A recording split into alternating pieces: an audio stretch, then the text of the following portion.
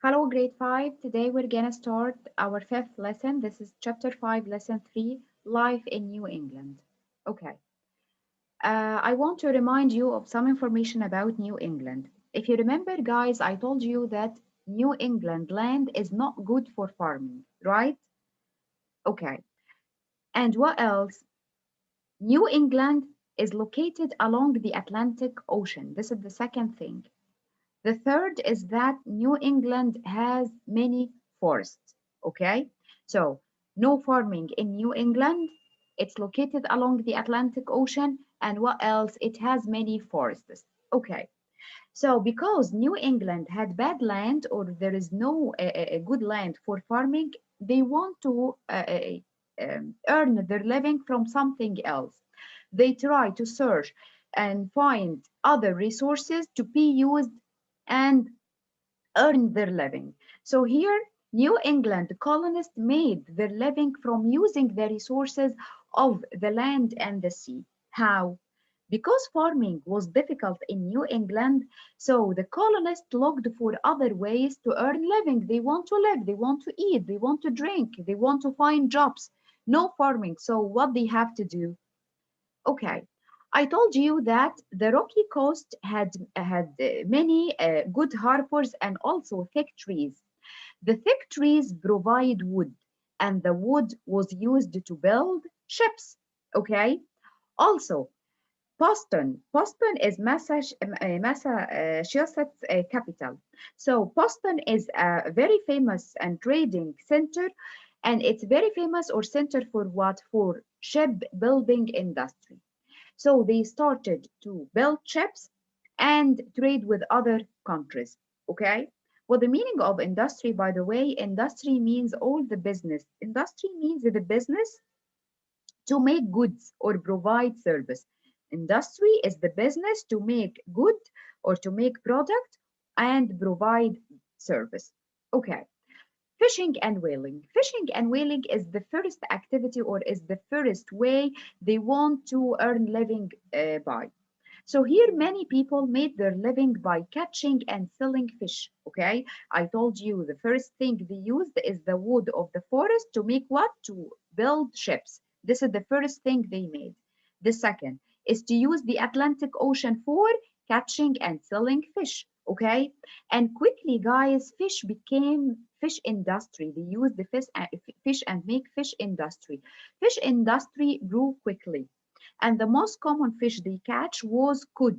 Okay, and they start to make many exports of these products. What the meaning of export? Export means a product sent to another country.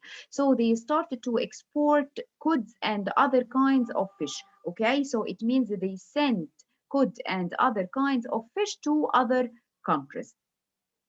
Okay. Whaling was also one of the most important industries. Okay, they catch whales, and not using only the meat of whales, not only the meat, they also used the oils, the whales oils. They also used the whales oils for lamps. Okay, so now New England. No farming in New England. The farming is difficult. So they want to earn living. How they earn living? They earn living by using the resources of New England. Now New England had the Atlantic Ocean and had forest. So what did the settlers do? The settlers used the Atlantic Ocean in catching whales and the cod. Okay, they used the whales for gaining oil, and they used the cod, and then the fish industry grew quickly. They start to export cod to all countries. Okay, this is for the Atlantic Ocean. How they used the forest? They used the forest or the wood of the forest to build ships, and then shipbuilding became a huge industry too. So till now they make living or they earn a living by two ways: by the shipbuilding industry and by whaling industry. Okay, whaling industry and shipbuilding industry. Okay. Now, triangular trade, the second point we have today. The products of New England were traded to other countries. I told you that they export, okay, many of their countries to many of their products to many countries.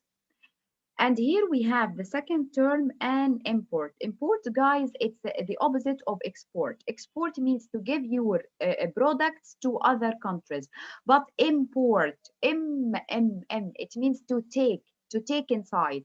It means that a product brought into your country, okay? A product that brought into your country. So New England started to give products to Europe, Africa, West Indies, this region, which is the Central America nowadays. It gives Europe, Africa, West Indies fish and what? Lumber, these kinds of wood. Okay?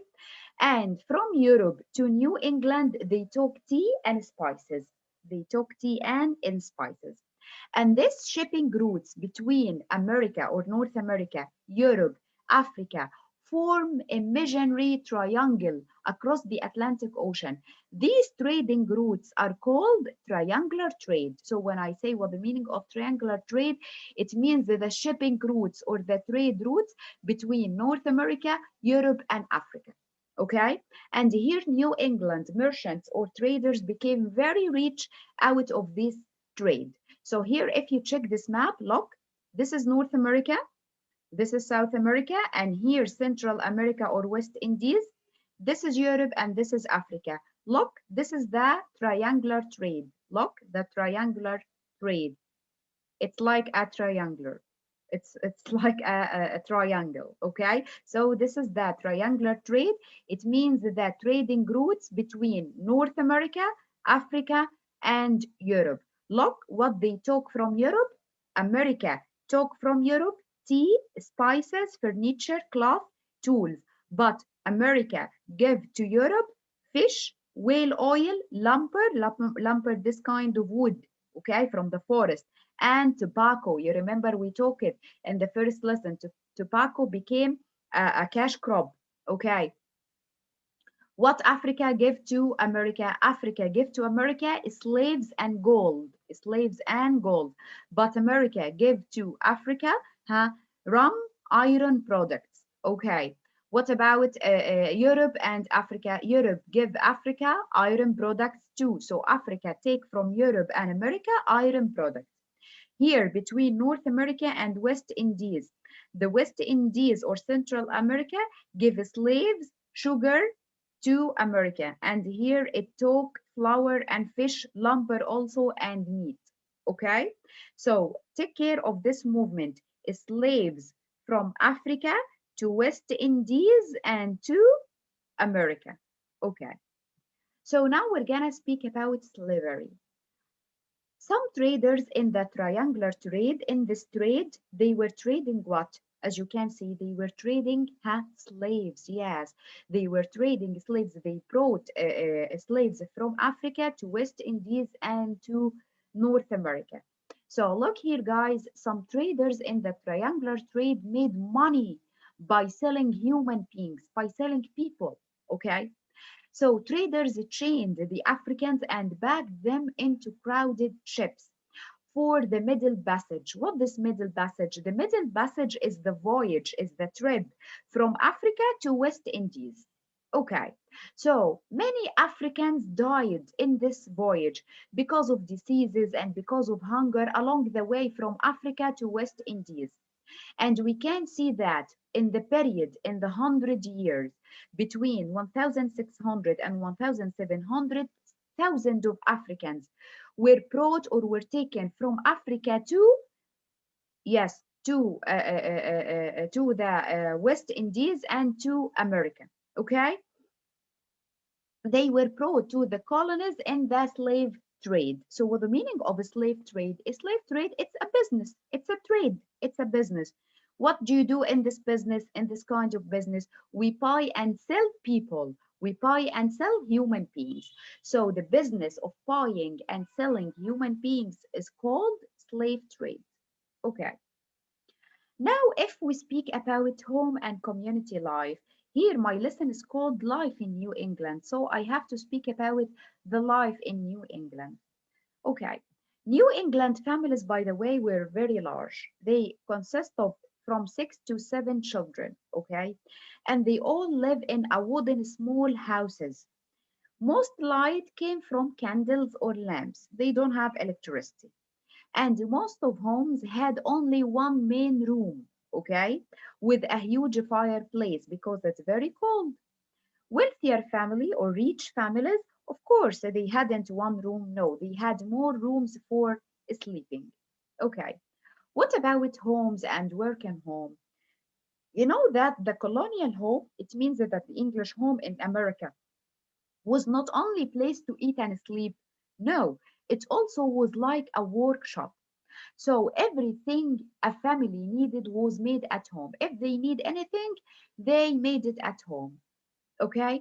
Also, men and boys work in the fields. They farm. They also repair buildings and tools and take care of families' animals. So we can find men and boys working in farming or in fields. They working in building, okay? They working in raising animals. What about the woman? The women, the colonial women and girls prepared food. They preparing food in their homes. That's why the home were like a workshop. Okay? They made all the household items. Everything will be made at home. Clothing, soap, candles, everything it will be made at home. During planting and harvest time, the season of planting and harvest, sometimes they help in the field, sometimes they help their husbands in the fields. What about the boys? The boys do the same job as men. So they bring wood to the fireplace. They take care of the animals or the farm animals. They gather plants, the wild berries and vegetables.